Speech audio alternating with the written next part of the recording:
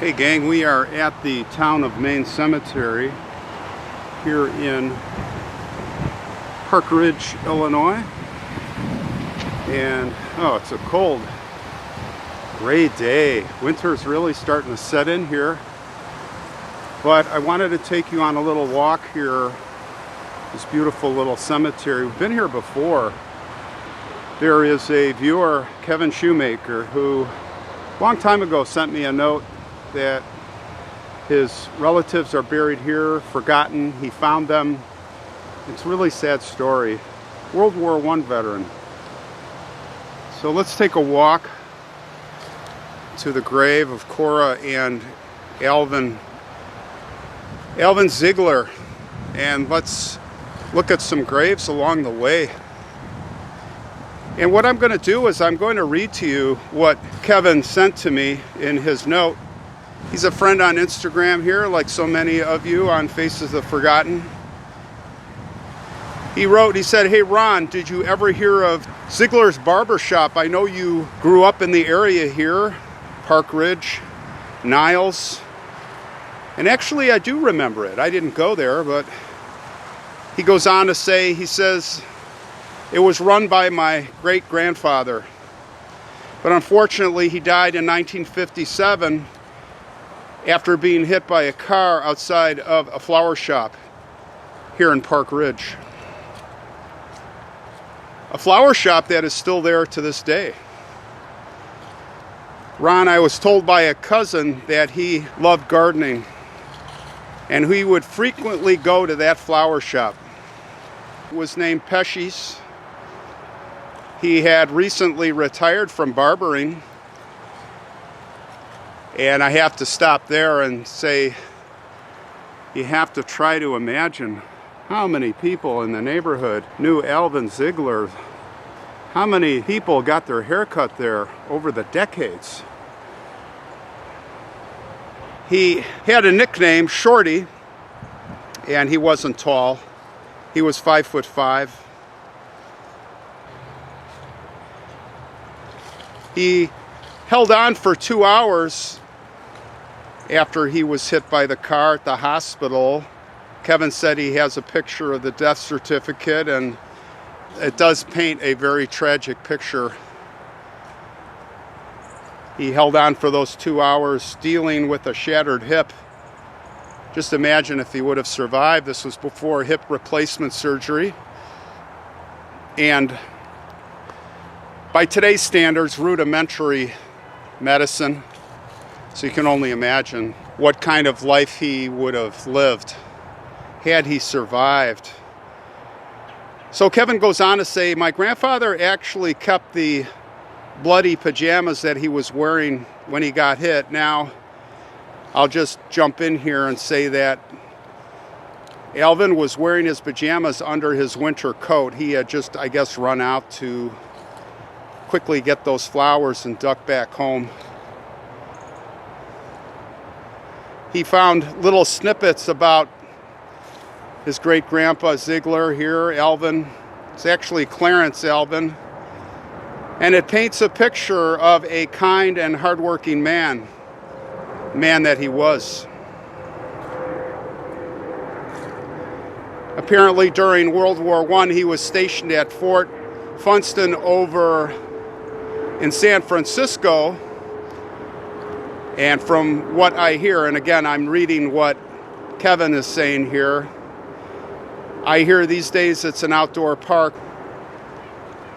He was very active and very hardworking, and for what I have heard from cousins and my mother, he was a very kind-hearted but stoic man. Easily a likable person, and personally, I find it sad that he and his wife's grave has been all but forgotten. They had been dead for so long until 2019 when I came here to this cemetery to visit their grave for the first time once I had discovered its location. And I created the Find a Grave link.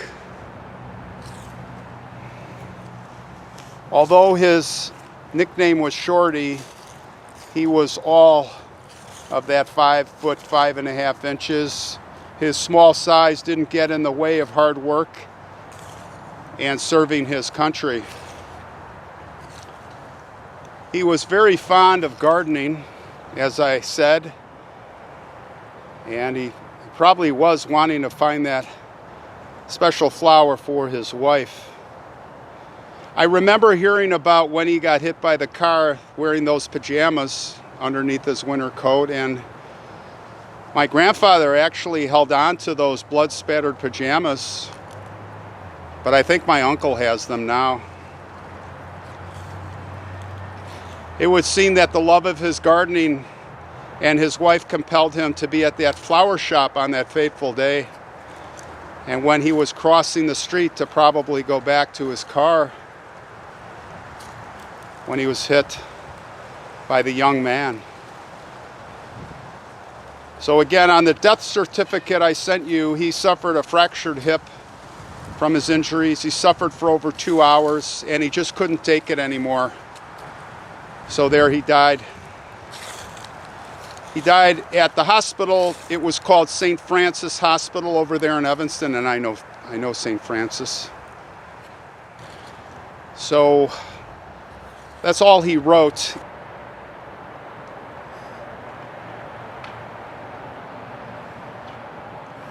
Alvin and Cora, whose grave we are at right now, right here. And they are not forgotten. So here's Cora E. She was born in 1888, a year after Clarence Alvin, and passed in 1969. 1887 to 1957 on that fateful day. Well, they are further remembered. We'll try to keep the memory alive here, try to help Kevin keep their memory alive.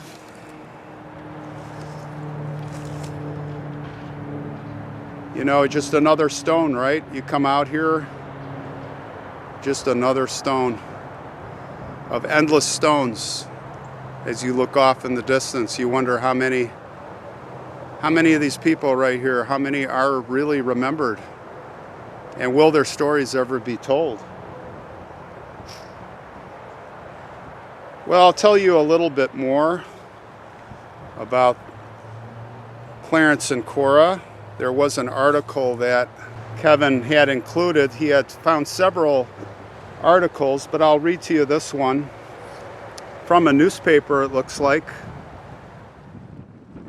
And I think it was from when they got married. Ziegler-Wilson. Mr. and Mrs. Ziegler came to Burlington last week from Brookfield, Missouri, and their coming was the first Clarence's friends know that there was a Mrs. Ziegler. Clarence had gone back to Camp Funston to await his discharge from the Army, when he will return and resume his work here. Mrs. Ziegler will remain here. In all probability, they will make their home for the winter in his parents at their suburban place at the south edge of town. The bride is a young lady of very pleasing appearance and stands high in her hometown. The friends join in congratulations and best wishes. The following from the Brookfield, Missouri budget tells of the wedding. Miss Cora Wilson surprised her many friends by being wedded to a soldier boy on Sunday. Mr. Clarence A. Ziegler of Camp Funston, formerly of Burlington, Kansas, arrived here Saturday night with his bride-to-be, motored to Linus Sunday, November 17, 1918, where they were united in marriage at 12 o'clock in the courthouse by Reverend M.A. West of the Methodist Episcopal Church South.